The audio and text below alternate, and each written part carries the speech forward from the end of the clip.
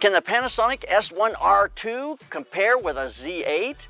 Let's take a look at those two head to head and see. The Z8 is an incredible crossover camera. The Panasonic is a great video camera with great still capabilities as well. Let's compare these two, see which one you'll buy. Isabel's with me here today. Let's shoot some tests and see which camera you would choose. We'd like to thank Sammy's in Pasadena for providing our cameras and our lenses for us here today. Sammy's has been supporting us here in Los Angeles for over 40 years. Incredible place, so thank you, Sammy's. So let's take a look at the specs between these two cameras. First off, they're both full frame cameras. The Nikon Z8, the Panasonic S1R II are both full frame cameras. The Nikon is a 45.7 megapixel camera, whereas the Panasonic is a 44.3 megapixels. So pretty much the same when it comes to megapixels. Price-wise, they're very, very close to one another. The Nikon is $3,695. You know, those things change with different promo prices and what have you. The Panasonic is a little less, it's $3,297. So you got a difference there, about $300 between those two cameras. I don't think $300 is enough to make a decision, especially when you get into a camera of this caliber. I think you make a decision based on the camera that is going to work best for you. Nikon is a 14-bit depth camera, the Panasonic is the same, 14-bit depth. Let's compare these two sensors and take a look at the image quality. I love looking at these tests because it just gives me a really good idea just how beautiful the sensor is going to resolve images. Obviously the lens makes a huge difference, but as I look at these, immediately I can see the Panasonic has really beautiful color, has a deep rich green, deep rich reds. The Nikon is a little more open. The color is a little more kind of a little lighter, not quite so deep. You can certainly see this if we look at the color chart. In that color chart, there's just a really, a more pop in the color with the Lumix than there is with the Nikon. But in saying that, these two are actually my two favorite cameras when it comes to picture quality. I just love the image quality on these two cameras, and they're absolutely beautiful. My cat loves them too. She's meowing because she loves the picture quality. So there's my thought. You decide which one of these looks best to you. So let's talk about the bodies with these two cameras. The Panasonic has a pop-out screen. It tilts out, but it also flips completely around if you want to vlog with it. So it gives you a lot of options, a lot of different areas you can put it. If you want to flip it around backward, put it inside of a fridge or something, you have that. Whereas the Z8, the Nikon, it only comes out the back. And it gives us a lot of options there, but it does not flip all the way around, and it's just not as convenient to use. This body is, even though it's only a couple of ounces heavier than the Panasonic, the Nikon, even though it's only a couple of ounces heavier, is just a bigger, more bulky body. The Panasonic is much smaller, it's much more compact, and it's going to be easier to carry. So these two lenses are a little deceptive here. The Nikon lens, the 1.2, is just a big lens. It's a 1.2, whereas the Panasonic is a 2.8. It's a small, compact, 67 millimeter, so it's a very different kind of ergonomics in these two lenses. So that's not the point. The body is really the thing we want to concentrate on. And so for me, I like the layout of the Panasonic. I like the knobs on the top that allow me to have the ability to go from program mode to my program modes. I have my frames per second, all of those things on two dials on the top. Whereas on the Nikon, I have these 4 buttons on the side, and those 4 buttons allow me to go mode, white balance, frames per second, and then a bracket mode. The Nikon does have this beautiful little screen on the top here, which gives me all of my readouts, and I do like that a lot. Whereas you don't have the real estate on the Panasonic to be able to have that because of the two dials. Wheel-wise, on the Nikon, it's really nicely works into the grip. That round wheel is right there. It's just super easy for me to use. Same with the one up front. Easy to get to, easy to use. Whereas the Panasonic, the wheels, it's a little more difficult for me to get my finger or my thumb on that wheel and to turn it. I have to kind of roll the camera a little bit, and I feel like I'm going to lose the camera out of my grip when I'm trying to get my hand up or my thumb up on that wheel on the Panasonic. The front one works fine for me. It works great. It's right there where I want it to be, and it works really nice. I do love the three buttons in the front, which gives me my exposure compensation, ISO, and white balance. Whereas on the Nikon, we have the exposure compensation, ISO, and record. For the Panasonic, I've got to get my thumb back. My fingers aren't as nimble as they used to be to hit that record button. So sometimes that's a little bit of a stretch for me. But I do love the fact when you go vertical here, you've got this second record button. So you can record when it's in this vertical mode. And I can get my finger on that pretty easily, and that's nice to use. Whereas you don't have that on the Nikon. So the little doors are the covers that cover the different inputs on the camera, the HDMI, the USB-C. I like the Panasonic and the fact that those doors, they're little doors and they close. It's just a little nicer, whereas the Z8 has got this kind of rubber cover you got to pull out. I feel like these sometimes get in the way. Well, actually, both of these have their advantage and disadvantage. These sometimes get in the way when you're using a cage, but the cage has got to be set up so you can have that open when you put your inputs in on the cage. But I do like the doors better on the Panasonic than on the Nikon. When it comes to the grip of these two, it's a really nice beefy grip on the Nikon. The Panasonic grip is just built for my hand. I don't know what it is, but my fingers fall right in there. There's a nice groove for this upper finger. It feels very secure in my hand. The Nikon feels great in my hand, but it's just a little bigger, and my hands aren't huge, so I don't hold it and feel as comfortable holding it. Otherwise, I mean, they have a lot of the same functions on the back with regards to display and the other buttons, the joystick on the back. They're very similar. I do like all of my autofocus functions right here on this one wheel on the back of the Panasonic. That is really nice. Whereas if I want to get to those autofocus functions on the Nikon, I'm going to have to program a button. So the Nikon has a few more buttons that you can program. It's got two that you can reach with your fingers right here just inside the grip. That's really nice. There's just not as many buttons you can program on the Panasonic. The Panasonic did come out with this little lock lever right here that will lock some of your settings, so that you can lock that and not accidentally change a lot of your settings. And you can look into the menu to see exactly what that locks, and you can change what that locks and what it doesn't lock. I am so used to a preview button being in the bottom, on the bottom right, on most of the cameras I use. So that preview button on Panasonic's being on the upper left has always thrown me off a little bit, but if you just shoot Panasonic, you'd get used to that in a hurry. I just switch between cameras all the time. So I really like this type of metal attachment for your strap. I do not like these little rings. They get in the way. It's hard to get them in and out of cages. I really don't care for this.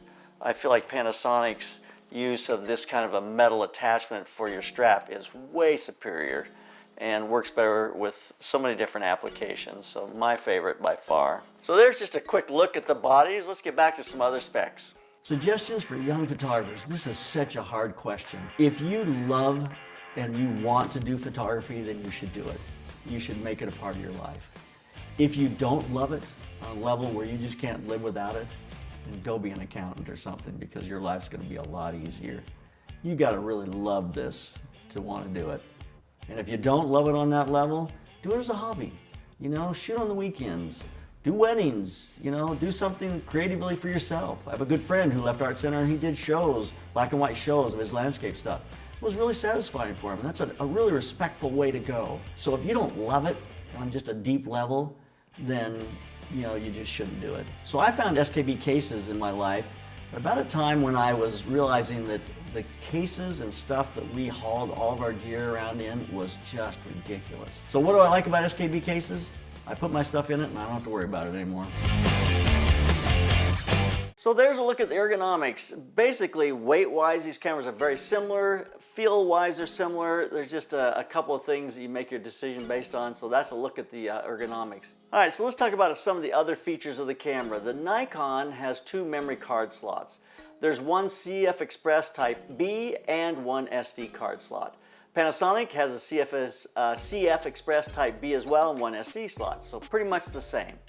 The monitor on the Nikon is a 3.2 inch. It's a 2,100,000 dot, whereas the monitor on the Panasonic is a 1,840 dot. You can see a difference in those two monitors. The Nikon's just a little brighter in daylight, gives you a little better depth and a little more detail. Both these cameras have touch screen. The tilting screen though, as we talked about in the ergonomics, is way superior on the Panasonic compared to the Z8. It's just a much more useful tilting screen by far. Battery life between these two, the Nikon give you about 340 shots and Panasonic's going to do about the same, 340 shots, so pretty much the same. Viewfinder resolution between these two cameras is very different. The Nikon has a 3,690,000 dot, whereas the viewfinder on the Panasonic is 5,760,000 dot. So that viewfinder gives you a lot of information. I love a viewfinder. I love being able to look through a viewfinder, especially if there's sunlight of any sort. I love being able to review images through the viewfinder. So I think the Panasonic's viewfinder is a major advantage with this camera because it just gives you the resolution, the detail that you need to be able to look at images, look at video, and to be able to see them in the viewfinder. So the autofocus points between these two cameras are very different. The Nikon has 493 phase detect points, whereas the Panasonic has 779 phase detect and AI tracking. I would have expected the Panasonic to do a little better than it did with the number of autofocus points and the AI tracking. But I feel like the Z8 really did a little better when it came to autofocus. Let's take a look at the autofocus test for still mode. So when it comes to autofocus tests between these two cameras, it's really interesting because the Z8 is it's so right on when it comes to autofocus. I did 45 images as she walked towards me, and out of those 45 images, I got one that was out of focus. A couple of them that were kind of maybe, well, they were definitely acceptable, but I lost one out of 45. So as she's walking towards us, the camera stays with her the whole way and just gives us beautiful autofocus, sharp as could be. I could choose my right or left eye and just did an excellent job of tracking her. And I was really impressed with the Z8. The Panasonic, when it goes to the Panasonic, it struggled a little more. I did one where I had 50 images and I lost 5 out of 50 images. So I'm losing about 10%. And then I had a few also that were a little bit kind of touch and go, but acceptable. So the Panasonic, I'm losing about 10%, 5 out of 50. It's an area that Panasonic struggles with, the autofocus and still mode, probably more than a lot of camera companies, and we certainly saw it here. But when I say 5 out of 50, it's so fascinating because that is really a relative term to where we're at with cameras today. I mean, if I was hitting 5 out of 50 when I was hand focusing, I'd been seventh heaven, man. It would have been amazing.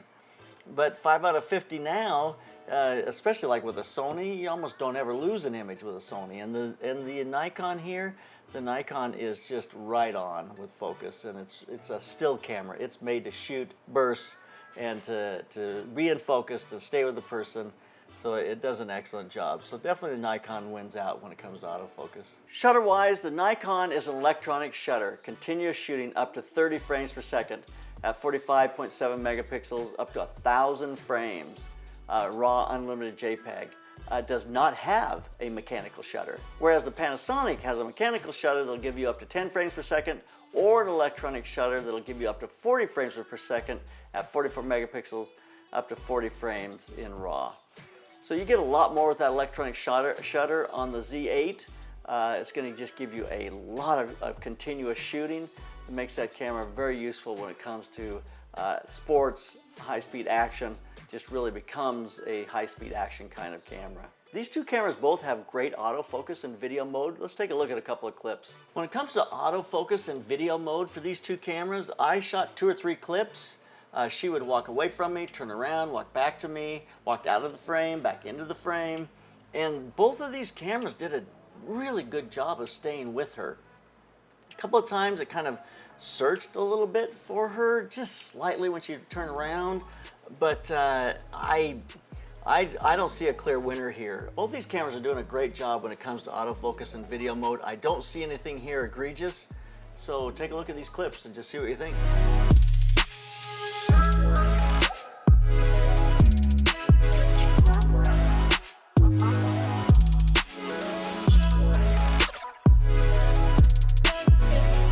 talk about the video with these two cameras. I think the Z8 is probably one of the best crossover cameras that are on the market today.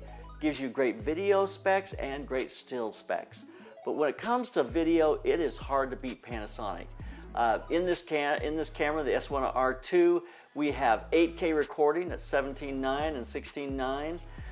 That 8K is open gate, but it is shooting in H.265. It's 10-bit 420, so it's not a 422 Kodak. It's a 420 Kodak, and that 8-bit and that 8K.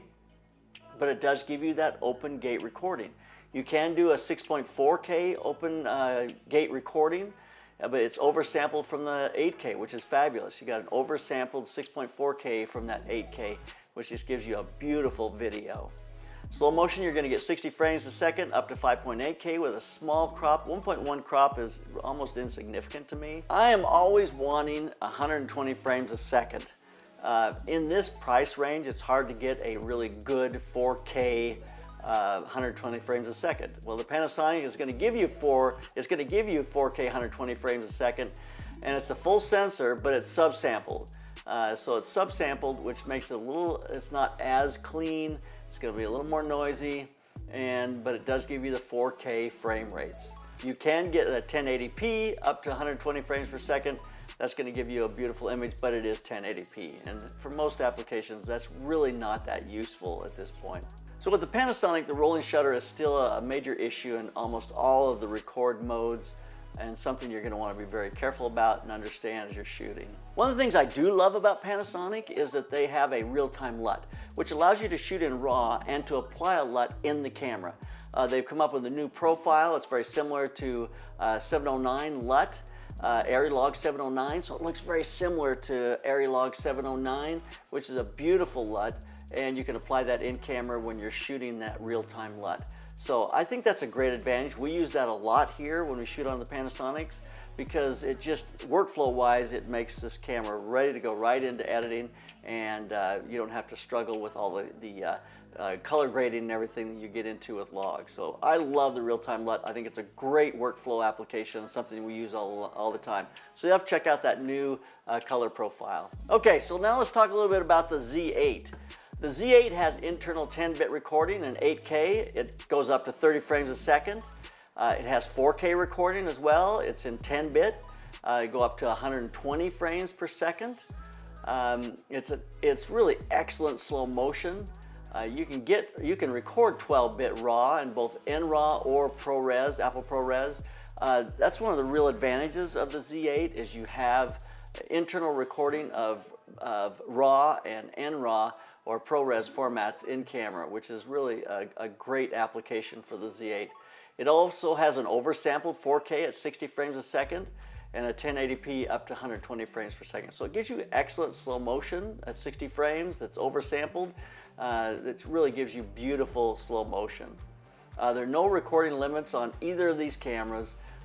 We didn't experience any issues with overheating, but we didn't really run them long enough to have any issues. The Nikon shoots an N-Log, and obviously Panasonic has the V-Log. The Z8 goes externally out to an external recorder of 8K up to 24 or 30 frames a second. You can do 4K at most all of the different frame rates up to 120 frames a second. So external recording. Whereas the Panasonic S1R II, external recording is 8K at 30 frames, 4K at 120, 10-bit 4K, 25 and 30 frames per second. So it gives you those external recordings. I do love the fact that you can record to an SSD.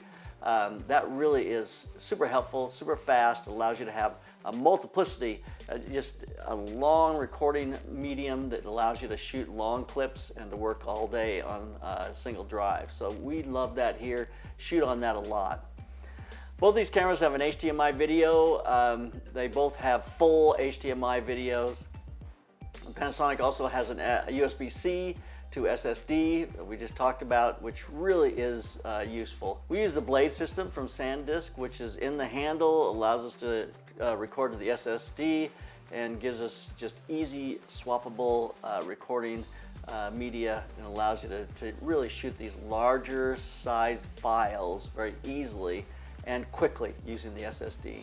Both of these cameras have sensor shift 5-axis image stabilization, which makes it very easy to hand hold them with longer lenses. When it comes to IBIS, let's take a look at the IBIS test between these two cameras, because I think the Panasonic is pretty incredible. So let's take a look at that test. When it came to stabilization with these two cameras, I've got them on a rig. The cameras they're being bounced the same. It's all exactly the same. You can see them here side by side simultaneously. And the Panasonic is just much smoother, much more enjoyable to watch.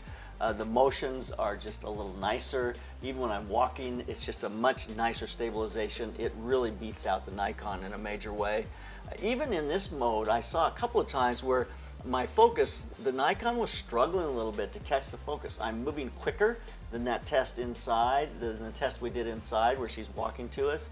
And so the Nikon has to respond a little faster. Both these cameras have to respond faster, and I think the Nikon struggled just a little bit in that autofocus mode when we were doing this. But when it comes to stabilization, man, the Panasonic is just absolutely beautiful. So the Nikon has an ISO sensitivity of 64 to 25,000. The Panasonic has 80 to 102,400. So let's take a look at our ISO test. We did a great ISO test head-to-head, and let's just see how these two cameras fared. So looking at the ISO comparison, I'm going to jump right to 800 ISO, because up until 800 you don't see a lot on any of these. There is no sharpening applied to these images at all. They're processed from the raw images straight through, no denoising. It's just the exact straight up image. So if you look at this, we are seeing just pretty solid, clean images. If you look at the background on this little back, I start to see some digital noise starting to build. I see it slightly more in the Nikon than I do in the Panasonic. Let's go to 1600 and see what we get there. 1600, certainly looks really nice on the face. If we go into the background, we start to see that digital noise starting to gather. Yeah, it's a little bit more pronounced on the Nikon perhaps, but very, very, very similar. All right, let's go to 3200. At 3200, we're starting to see it. We see the noise in the background. We see it on the transition on the face. Anytime there's a highlight transition, you'll start to see that digital noise start to creep in. And definitely the Panasonic is holding up a little better than the Nikon when it comes to that digital noise. Let's go to 6400 and see what we get.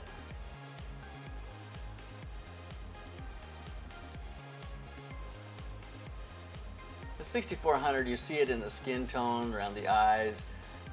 It's just starting to now look blotchy, and you're seeing the red kind of build where there's, highlights. They start to give that kind of reddish glow. Look at the background as far as in the shadows back there. They're looking very similar. Actually, on the 6400, maybe the Nikon looks a tiny bit better. Let's look at 12,800. Yeah, we're falling apart now. Boy, yeah, each of these cameras are really struggling at that point. I feel like maybe the Nikon's looking a little nicer than the Panasonic right here. Just a little bit. Let's go to the last one, which is 25,600. And you just see at that point we have so much digital noise. Everything is just pixelated. We've lost all the background, you see it. And if I look at which one of these is better, definitely the Nikon looks a little better to me. Yeah, definitely looks better, looks much better. Only the Lumix goes to 25,600 and has a lot of digital noise at that point.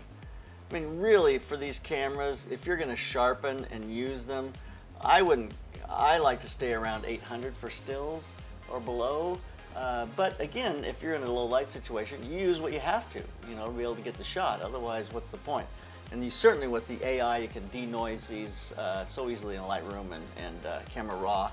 Very easy to do, but I think the Nikon edged out the Panasonic just a little bit when it came to ISO. Let's look at the dynamic range between these two cameras and just see how they fare. So now I'm going to take a look at the dynamic range here. Right out of the gate, there's a little more dynamic range with the Z8. I was able to hold the white in the background just a little better. It's blowing out a little more with the Panasonic.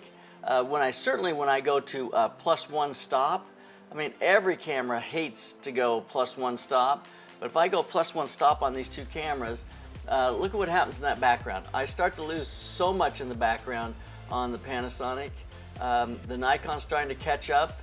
I like the contrast a little better that we're getting with the Panasonic. It's really beautiful there. Let's go to +2. So when we go to +2, when you go to +2, you know, the Panasonic's holding up pretty good when I go to +2. The Nikon is starting to really lose detail in the background. Look what happens when we go to +3. It's hard for me to even tell when I do the +3. Sometimes I wonder if it's even worth doing, or even the +2. I mean, both these cameras, you get that yellow skin, the background just blows out. There's just you can't go +3 on a camera. You just can't do it. But if we go the other direction, if we go -1 stop, when we go -1 stop, look at what happens here. We hold a lot of detail in the background on both these cameras. I'm seeing a lot of detail. A lot of those whites were blowing out outside the window are starting to hold detail. The greens are starting to look a little nicer. We're seeing some brown and some detail in the background, and the skin tone looks beautiful. I think it's a great place for these cameras to be.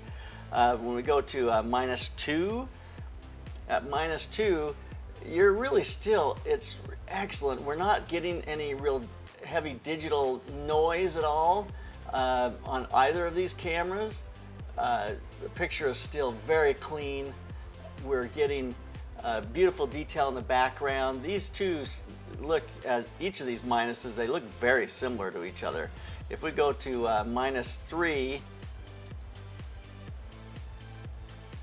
I mean, when we go to -3, we are literally at a place where on the screen, I can't really see their face very well. I mean, you can see it, but it's starting to just really go away. We're starting to get a little bit of digital noise. You start to see it a little bit in the background. You start to see it a little bit in the transition on the highlights to shadow. I feel like that transition is faring a little better with the Panasonic. Let's go at -4 and just see exactly what we get at -4. At -4, we are definitely seeing digital noise here. You start to see the reds build in the shadows. You start to see the transition lines, start to see the red in the transition lines. We start to see digital noise in the shadow areas. And I feel like the Panasonic is looking really good. The Nikon's looking very good. These two cameras are extremely similar. I'm not seeing a huge advantage on either of them with regards to dynamic range. I'd tell you this, it's one of the reasons I underexpose most of my images by at least 1/3, sometimes 2/3, is because it just gives you a richer, more full image. You're basically exposing for the highlights and processing for the shadows, which is the opposite of film, which you expose for the shadows, process for the highlights. So these two cameras are head to head here. You tell me what you think. Which one do you think looks better? So let me wrap this up. My feeling about these two cameras is this. I think the Panasonic is an incredible video camera. Great stabilization, love the real-time LUT, love the open gate recording. I think the Panasonic in so many ways edges out the Nikon Z8 when it comes to video. I think though the Nikon Z8 kind of edges out the Panasonic when it comes to just the overall. Has great video specs, has great still specs. It's great autofocus for stills. It's a really superior platform to most cameras in this category when it comes to crossover for both. I think it's an incredible platform.